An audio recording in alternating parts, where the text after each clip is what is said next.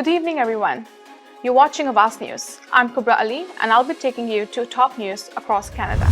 Police release photos of vehicle believed to be involved in fatal Caledon shooting. Women airlifted to hospital with critical injuries following collision in East Gwillimbury. Liberal Tories argue over carbon pricing in update to Ukraine trade agreement. Fake child sex services ad created by Durham Police receives over 6,600 clicks in 4 days. OPP releases dash cam footage of a wrong-way driver on Highway 407 in Pickering. Man accused of sexually assaulting another woman during Toronto human rights charity meetings. 11 now charged in hate-motivated mischief investigation at Yorkville Indigo store, Toronto Police. Those were the headlines, and now let's look into the details. A man is facing an additional sexual assault charge in connection with an incident at office of a human rights organization in North York 2 years ago. Police said a victim came forward on Monday alleging that she was sexually assaulted during meetings with a man at the Canadian Human Rights International Organization CHRIO in the area of Finch Avenue West and Keele Street.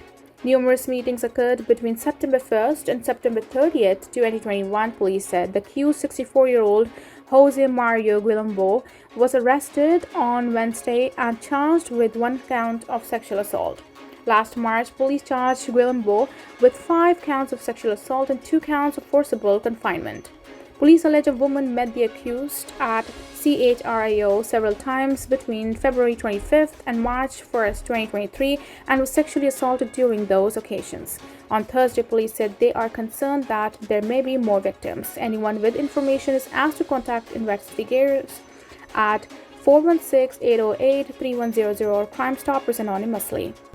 Conservative leader Pierre Poilievre says his party didn't vote against having a free trade agreement with Ukraine but is instead rejecting a bill that promotes carbon pricing. The Liberals argue the Conservatives are falling segments of the U.S. Republican Party in chipping away at support for Q against Russia's invasion, leading to a heated exchange in the House of Commons. Parliament is debating government legislation that implements a negotiated update to an existing trade deal between Canada and Ukraine. The proposed deal primarily focuses on maintaining market access under an agreement the Harper government had negotiated. It also includes new investment provisions that Ukraine says could help with an eventual rebuild of war-torn country. The text being debated also adds a new environmental chapter in which both countries agree to promote carbon pricing. Ukraine has had a price on carbon in place for years, and its ambassador is urging Canada to pass the legislation. Conservatives unanimously voted against sending the bill to committee on Tuesday, despite all other parties approving it. Poilievre told reporters in Toronto that a carbon tax in Ukraine would impede its economic recovery, despite the country having a carbon tax since 2011. Liberal House leader Karina Gold argued the Tories are abandoning Ukraine and not taking climate change seriously. With Tuesday's vote, when the Conservative Party of Canada voted against the Canada-Ukraine Free Trade Agreement on a red herring, there's something deeper going on, she told reporters on Parliament Hill. We have seen in right-wing political circles in the United States a hard turn against Ukraine towards supporting Russia, Gold said, accusing the Tories of ushering in American-style right-wing politics. A woman is being airlifted to a Toronto trauma center in life-threatening condition following a 2-vehicle collision north of Newmarket. The crash happened on Thursday afternoon in East Gwillimbury, near Green Lane East and 2nd Concession Road. York Regional Police said they were called to the scene at 1:48 p.m. Orange Air Ambulance told Awaz News that a woman in her 60s is being taken to St. Mike's Hospital with critical injuries. Green Lane is currently closed from Yonge Street to Murrell Boulevard as police investigate. Police are urging drivers to avoid the area and find alternate routes to their destination. Ontario Provincial Police have released images of a vehicle suspected to be connected to a shooting in Caledon that left a man dead and 2 others critically injured on Monday. The photos show a black pickup truck last seen driving away west on Mayfield Road following the incident. The vehicle was believed to be the same truck found later on fire near Old Baseline and Craigview Roads. Police said an individual believed to be involved in the shooting was observed getting into the truck.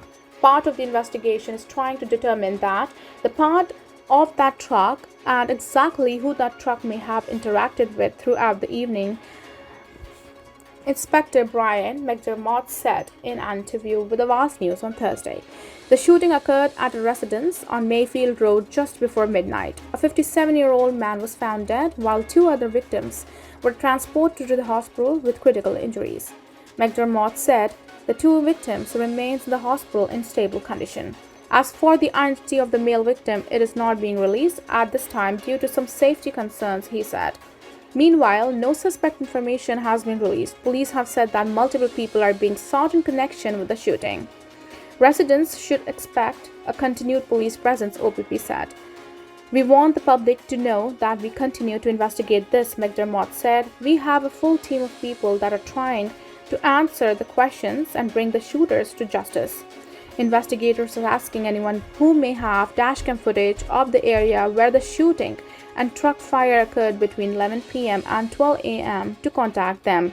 Those have seen the vehicle in Caledon or anywhere in Peel region between 5 p.m. and 12 a.m. on November 28th are also being urged to reach out to Caledon OPP at 1-888-310-1122 or Crime Stoppers at 1-800-222-8477. Ontario Provincial Police say one person has been charged with stunt driving after they were caught heading the wrong way down Highway 407 in Pickering. In a post on social media, police said the vehicle was traveling eastbound in the westbound lanes of Highway 407 near Brock Street at around 9:45 p.m. on November 15.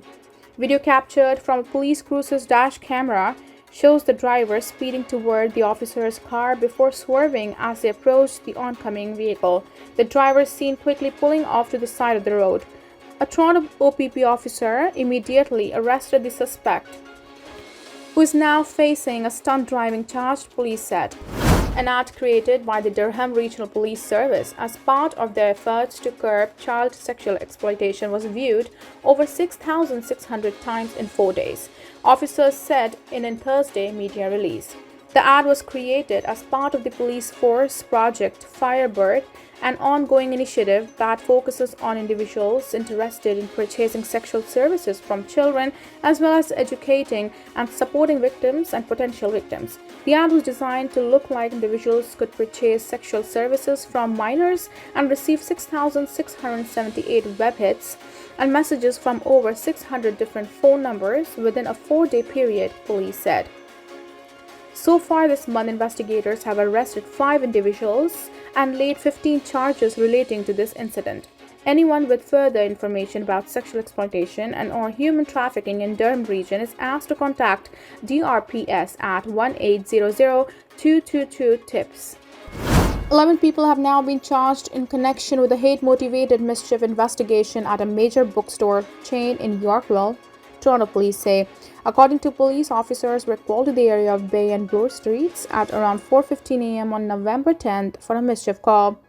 Police allege a group of suspects glued posters to the doors and windows of the Indigo store in the area before pouring red paint onto windows and sidewalk. Last week, police said one person identified as 41-year-old Nisha Tumay of Toronto was arrested and charged with mischief over $5,000 in connection with the incident. In a news release issued Thursday, Toronto police confirmed that 10 more people who are all residents of Toronto are facing charges in the case. They are scheduled to appear in court in January, Toronto police said. The investigation remains ongoing and is being treated as a suspected hate-motivated offense, the police service said in a written statement. Indigo has been a subject of boycott campaigns for years over its founders, HESEG Foundation for Lone Soldiers.